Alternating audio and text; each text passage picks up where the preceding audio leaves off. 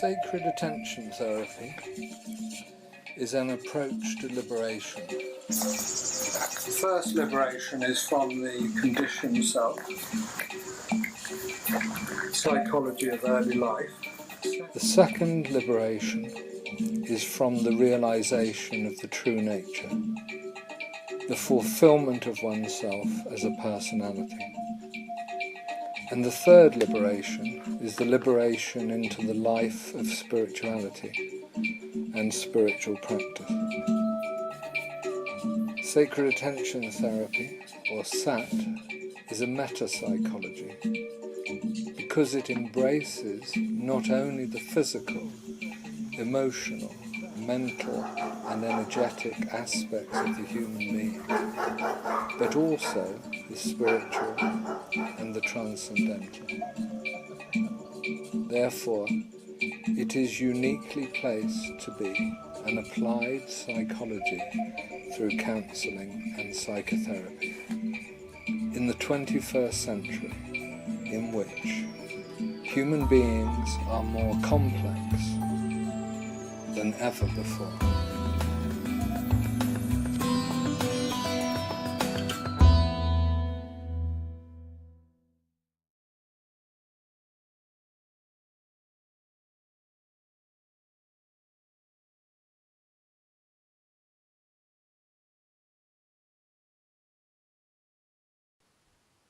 Welcome to the 7th in a series of online interviews with Richard Harvey. My name is Rob Meager. Today's interview will discuss the lecture, Love, the Eternal Moment and the Presence, from the Novena Teachings lecture series. This lecture is available in written form in Moksha Dawn, an ebook you can order from the books page of the Sacred Attention Therapy website. You can listen to the full recording of many of these lectures on the lectures page. And lastly, you can view many other interviews on the videos page of the Sacred Attention Therapy website or our YouTube channel. The URL for our website is www.sacredattentiontherapy.com. And on our website, you can click on the YouTube channel icon to view the videos on our YouTube channel. A little bit of background about Richard Harvey. He's a psychospiritual psychotherapist and spiritual teacher. His work emerged out of the human potential movement of the 1970s. He trained with many teachers in humanistic and transpersonal approaches. He is the founder of Sacred Attention Therapy, a radical new approach to inner work for the 21st century that proposes a 3-stage model of human awakening.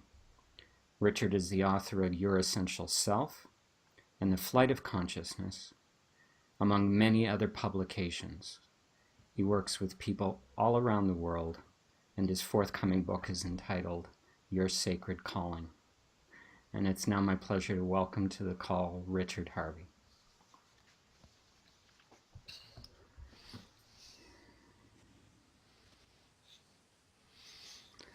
Greetings. Welcome.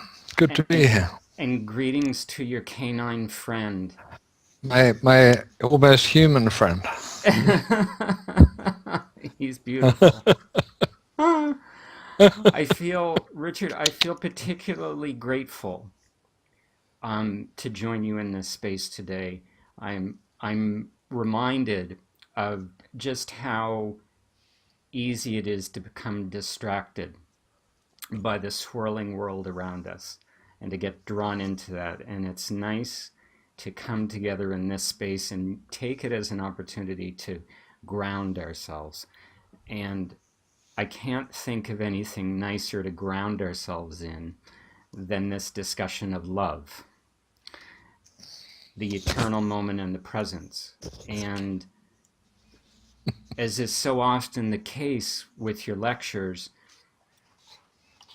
and as is the case with this lecture, the love you speak about is not the love often that is perceived in the world.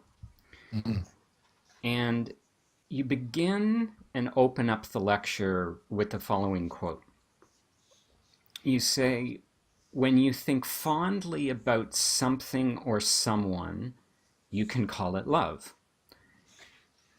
When you are with someone or something and you experience the outpouring of energy from your body form toward that person or thing, you may call that love. But really, love is when there is no difference, no distance, no giving or receiving between you and the other. Love is not what you do, what you have, how you express yourself, or what you strive to attain. Neither is it what you do or say or offer or present. Love is what you are. I've heard it said that love is a state of being. That when we are, quote, in love, we are in a state of love. How would you describe that state of love? The state of being in love, or the state of love itself, or the state of love itself? Oh, well, the state of love itself is the state of love itself relates to the eternal. Would you stop it? And therefore, it is not interactive, interconnected. It is not interpersonal. It is not within the realms of space and time. I've spoken very often about this idea that we are here to manifest the eternal in the realms of space and time, in this relative field. This is what gives it meaning. This is what gives it sacredness and spiritual form. This is a way of talking about something which is very hard to explain. But here, everything changes, everything dies, everything is in a process of transformation within time and space. If we're to give it significance, spiritual significance, real sacred substance, then we manifest love from eternity in space and time. Mm-hmm. That's what we're doing. That's what's worth doing. That's what we instinctually value about life. These are the moments and potentially the ongoing moment that we live for.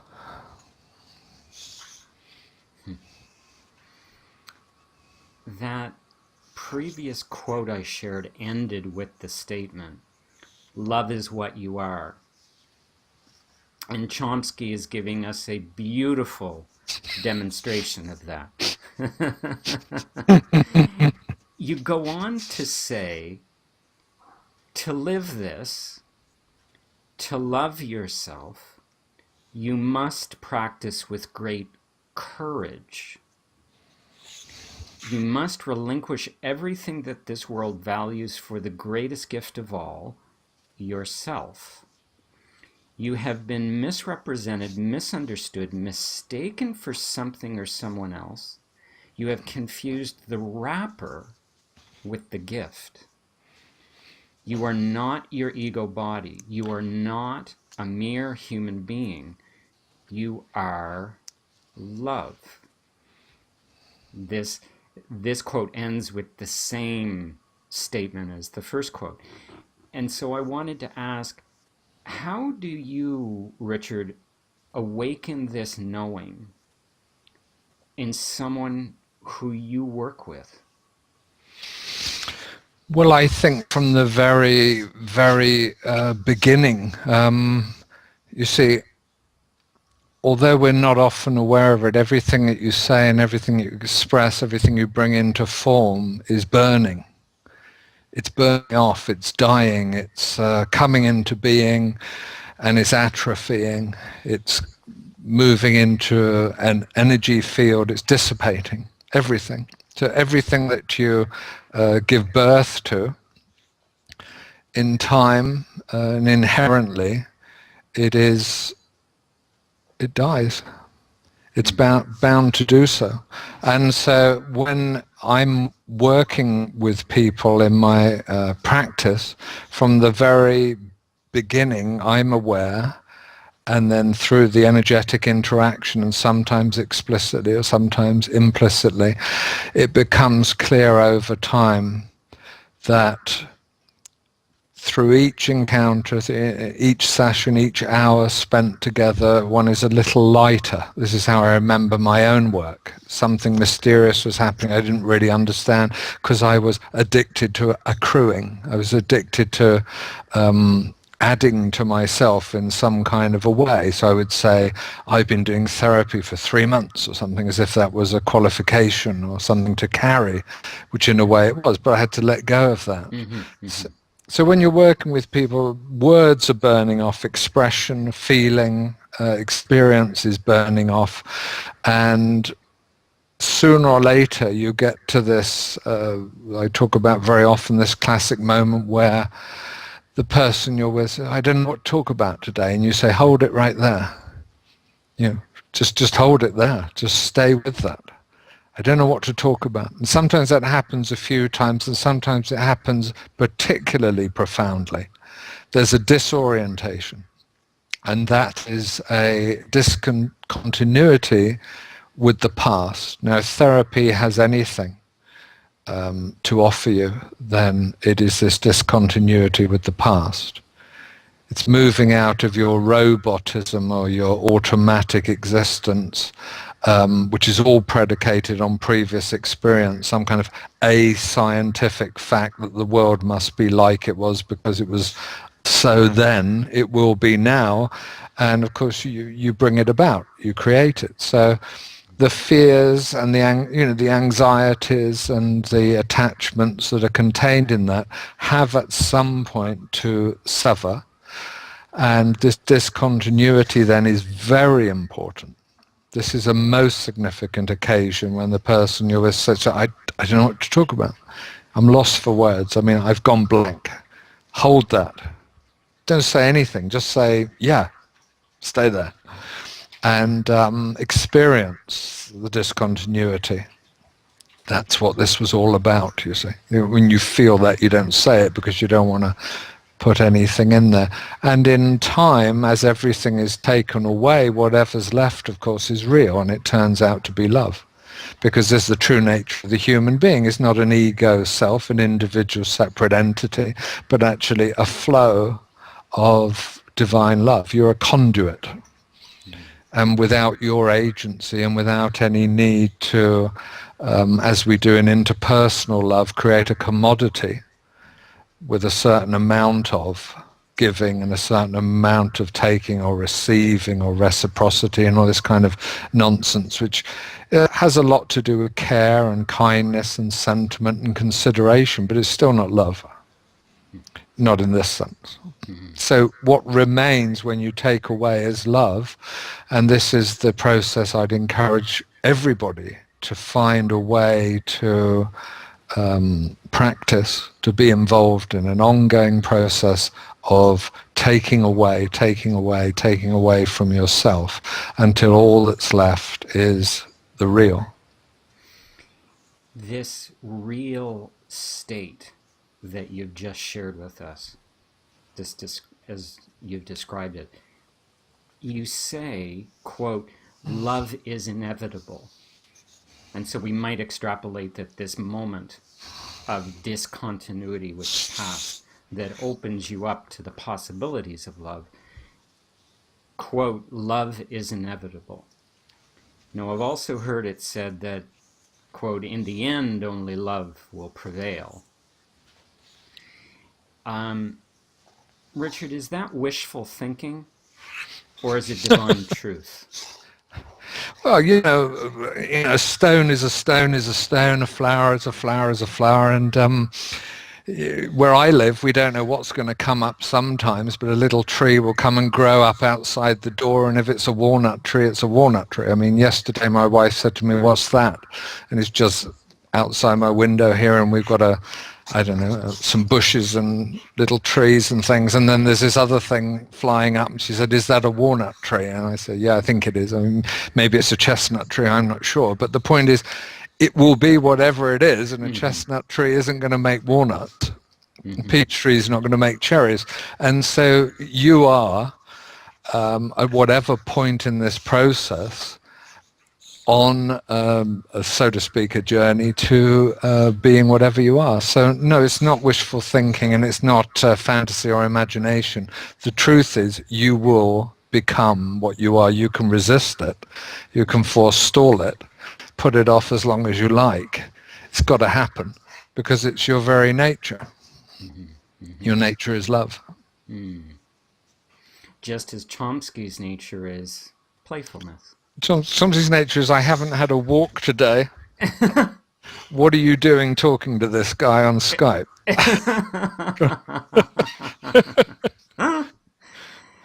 Now, on this theme of love is inevitable,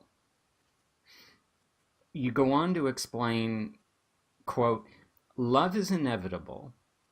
It cannot be sidetracked by pursuing knowledge or craving attainments or being attached to status, prestige, or wealth of any kind. Love is what is real.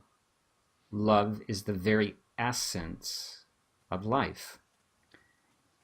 And it is not separate from enlightenment." And I wanted to ask, do you think there's anything that can be done to teach love? Or is love something that someone has to learn or become on their own?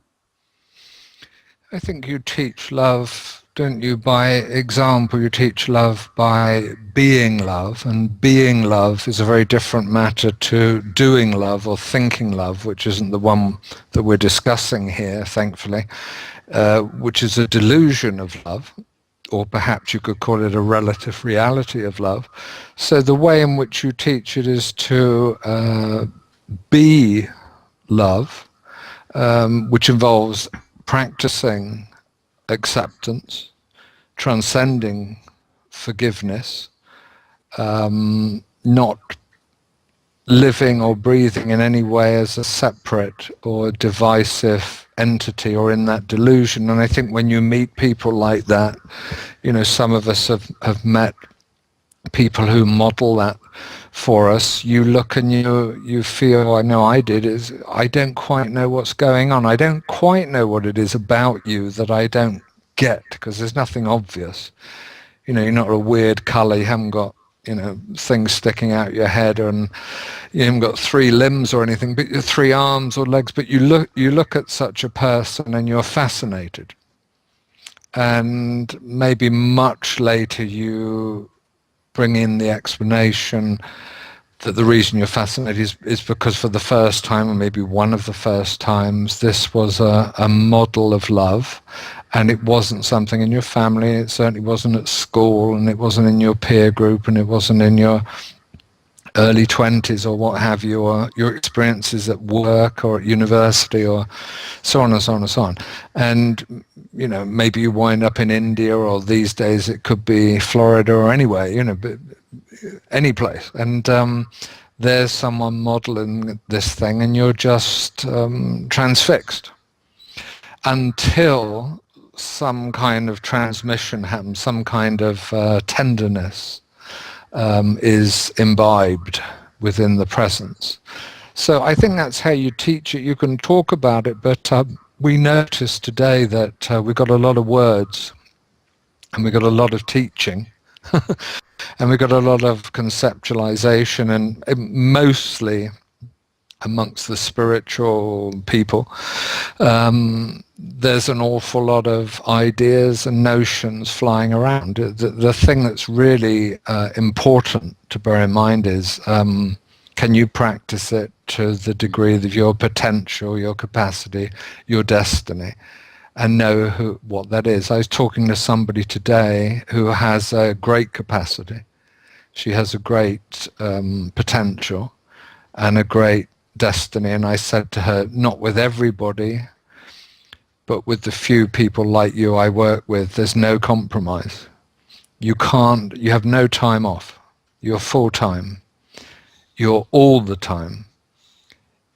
Even one trace of criticism or judgment or trying to control the world is not allowed. You have to keep your mind on eternity, keep your mind on love only, not on divisiveness. So it's good to be able to meet people in the place they are, in their spiritual capacity, shall we say. You talked about how the idea of love can be interpreted in many different ways. And you go on in the lecture to describe and explain what so many people experience as love. And you share it this way, this being a quote from the lecture.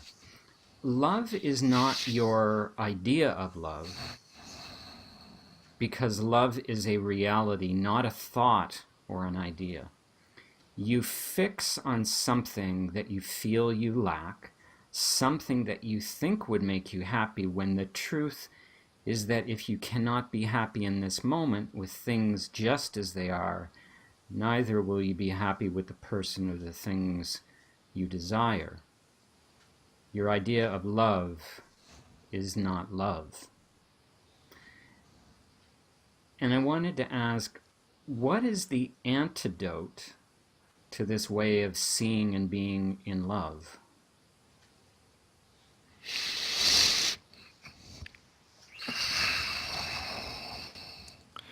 There is really, should we say, two ways of coming at life, or two options, and the one is a personal way.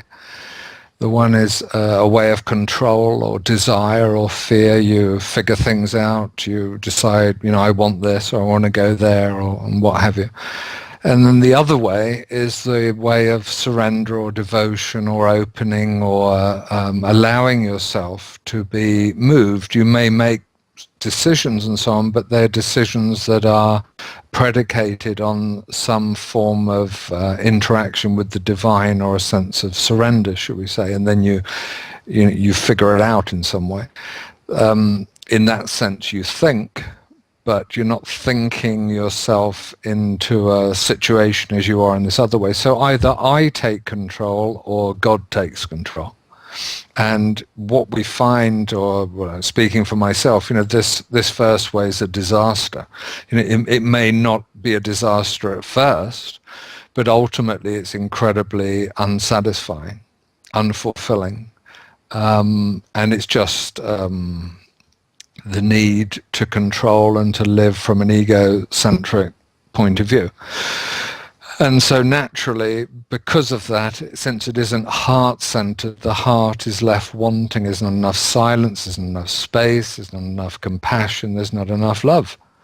And you're naturally unfulfilled, because if your nature's love, if we can go with that truth, then clearly if you're not centered in that, if that's not informing your life centrally, then it's not going to work out so very well. It may work out a little bit for a while, and then it'll atrophy, and so on and so on. But it's a bumpy ride, so to speak, in one form or another. So I think the option for us as human beings is, be your own driver. Set your own course, figure it out, decide what you want, inevitably based on desire and fear and so on, or let go. Surrender to something greater than the egoistic sense of I. And when you do, of course, love enters in, because there's nothing that is given to you or dictated by the heart that isn't filled with love. Even if it's difficult, even if it's a challenge, it will be for your growth and your ultimate blossoming. So it's all good. You simply can't go wrong. And so it also has to be total, so it takes courage. It needs that aspect of the heart. Sincerity, courage, brave. You have to be brave, you have to be prepared to take risks, you have to be prepared to do things you don't necessarily think you want to do. But then this guy, the driver, is kind of being edged out of the picture because, in the end, he's not for the heart. He's for self-importance, self-aggrandizement, separation, and a conflict, if you will, with the world. So, did I answer the question? Mm-hmm. Mm-hmm. Good. Beautifully. Thank you. Can you believe our time is up Oh. for today? You, Chomsky, and I just floated through that today. and, and I have to share, I envisioned now you and Chomsky going on that wonderful walk and Chomsky showing you what love is. We would do if there wasn't a thunderstorm raging outside, but yeah, good idea. Richard, the next time we come together, we have the opportunity to discuss the next lecture in the Novena teachings, and its title is Maturity, Assuming Your Birthright to Absolute Freedom. And of course, when we discuss it, we will discover what you mean by maturity. Again, so often misunderstood in worldly realms, and it has a slightly different context, if not more than slightly, in your teachings, but ever so significant within the three-stage model, especially the first stage of self-discovery. And I look forward to coming together with you again in this space to talk about that lecture. Me too. Thank you very much, Robert. Thank you.